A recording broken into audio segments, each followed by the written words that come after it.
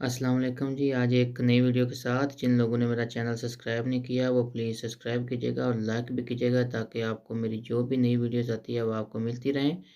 आज मैं जिस टॉपिक पे वीडियो बनाने जा रहा हूँ ये है कि जो लोग जो भाई ओवरसीज़ पाकिस्तानी हैं वो इन दिनों पाकिस्तान सफ़र कर रहे हैं, तो उनके लिए पाकिस्तान की मिनिस्ट्री ऑफ हेल्थ ने जो कंट्रीज़ पहले जो मुल्क पहले लिस्ट में शामिल थे कि जिसमें कोरोना टेस्ट की रिपोर्ट नहीं शामिल करना थी, अब उसमें उन्होंने कुछ तब्दीली की है, जो 6 नवंबर के बाद नई लिस्ट आई है।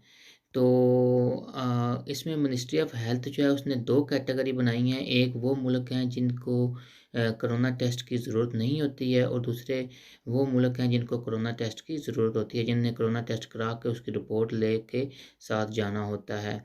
तो इस पे बड़ा अच्छा काम किया हुआ है पाकिस्तान की गवर्नमेंट ने कि उन्होंने एक एप्लीकेशन बनाई है जो आप प्ले स्टोर से डाउनलोड कर सकते हैं, जिसको फास्ट ट्रैक कहते हैं।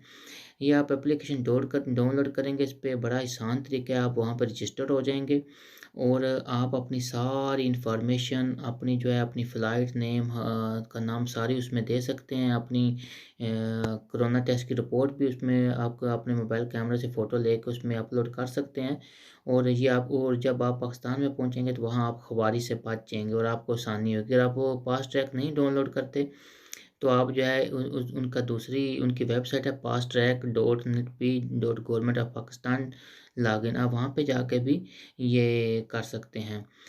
ये आपको 48 घंटे पहले करनी पड़ती है। तो ये बड़ी आसान है, मैं उस पे भी ज़्यादा वीडियो बनाऊँगा कि फास्ट ट्रैक में कैसे आप अपनी डिटेल जो है फ़िल अप करते हैं। तो ये भई बड़ी अच्छी एप्लीकेशन है, फास्ट ट्रैक बड़ी अच्छी एप्लीकेशन है कि ये गवर्नमेंट ने हमारी आसानी के लिए बनाई है। तो बेहतर है कि ये हमारे लिए फ़ायदेमंद है। हम जहाँ पे हम इधर ओवरसीज़ में रहते हैं तो यहाँ के रूल एंड रेगुलेशन को फ़ॉलो करते हैं, तो पाकिस्तान के रूल एंड रेगुलेशन का भी हमें फ़ॉलो करना चाहिए। अब इनने इसमें ये तब्दीली की है कि पहले जो लिस्ट थी वो उन्होंने 5 अक्टूबर को इश्यू की थी, जो 5 नवंबर तक थी। उसमें ये था कि इन तकरीबन टोटल जो थे वो 30 कंट्रीज़ थे, 30 मुल्क थे जो उनके ऊपर कोरोना का टेस्ट लाज़मी नहीं था। अब उन्होंने क्या किया है कि अब उन्होंने ये किया है कि अब उनमें कुछ मुल्क जो हैं उनकी कमी की है। पहले ये था कि उसमें मलेशिया भी था, अगर आप मलेशिया से वापस जाते थे तो वो आपको कोरोना टेस्ट नहीं करवाना पड़ता था। आप यूनान से जाते थे वापस तो आपको कोरोना टेस्ट नहीं करवाना पड़ता था। आप जर्मनी से जाते तो आपको कोरोना टेस्ट नहीं करवाना पड़ता था। तो अब ये है कि अब इन्होंने ये किया है कि काफ़ी मुल्क जो हैं ने उसमें से निकाले हैं। अब ये है कि अब इसमें ऑस्ट्रेलिया है, चाइना है, क्यूबा है, एस्टोनिया है, घाना है, जापान है, कज़ाकिस्तान है, मलावी है, न्यूज़ीलैंड है, नॉर्वे है, रवांडा है, साउथ कोरिया है, सऊदी अरब है, सेनेगाल है, सिंगापुर है, श्रीलंका है, थाईलैंड है, टोगो है, टर्की है, उरुग्वाय है, वियतनाम है और ज़ाम्बिया है। यानी कि जो बंदे भी इन कंट्री से वापस अपने मुल्क जा रहे हैं, पाकिस्तान जा रहे हैं, उनको कोरोना टेस्ट की रिपोर्ट पीसीआर जो है वो नहीं लेके जाना पड़ेगा। जो लोग इन मुल्कों के अलावा किसी मुल्क से जा रहे हैं तो उनको कोरोना का टेस्ट जो है वो उसकी रिपोर्ट लेके जानी पड़ेगी।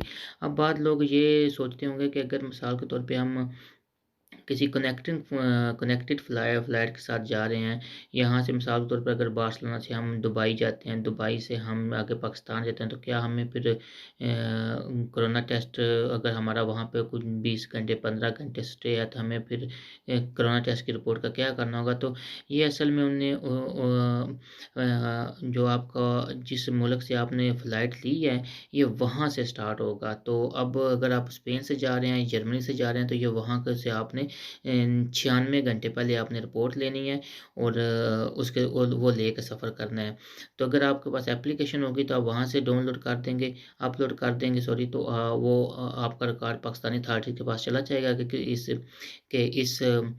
फ़्लाइट से ये पैसेंजर आ रहा है, तो उससे आपके लिए आसानी होगी। दुआओं में याद रखिएगा। फ़ी अमान अल्लाह।